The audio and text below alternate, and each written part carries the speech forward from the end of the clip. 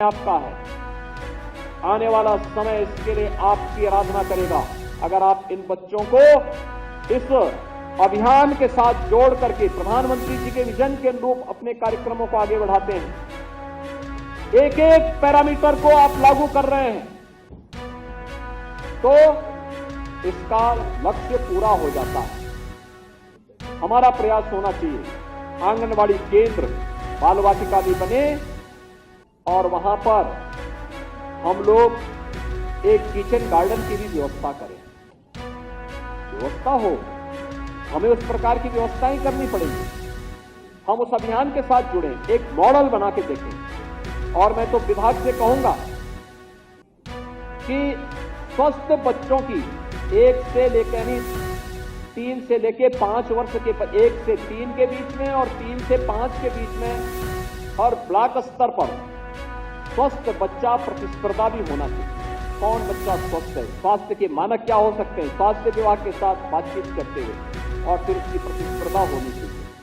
जहां स्वस्थ बच्चे हो, जिस परिवार में हो, उस परिवार की माता को भी और उससे जुड़ी हुई आंगनबाड़ी को भी सम्मान दीजिए। अलग से उससे इंसेंटिव, उसको आगे बढ़ाइए, प्रोत्साहन करिए।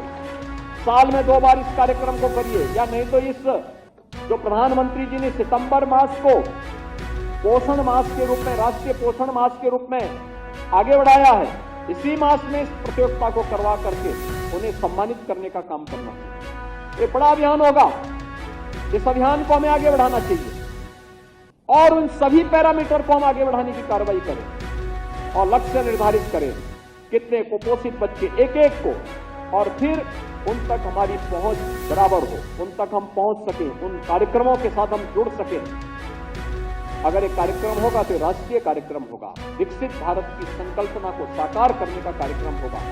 उस विकसित भारत की संकल्पना को साकार करने के इस पवित्र अभियान के साथ जुड़े हुए इन मासूम बच्चों को जो कुपोषित हैं, जो माताएं कुपोषित हैं, जो किशोरी कन्याएं एनीमिया से प्रभावित हैं, उन सभी को हमें स्वस्थ बनाना है। तभी एक समृद्ध भारत की संकल्पना साकार होगी और 2047 में विकसित भारत का इस सपना साकार होगा। और विकसित भारत का सपना साकार होने का मतलब हर चेहरे पर खुशहाली होगी, हर चेहरे पर खुशहाली होगी। हमारे YouTube चैनल को लाइक और सब्सक्राइब करना न भूलें।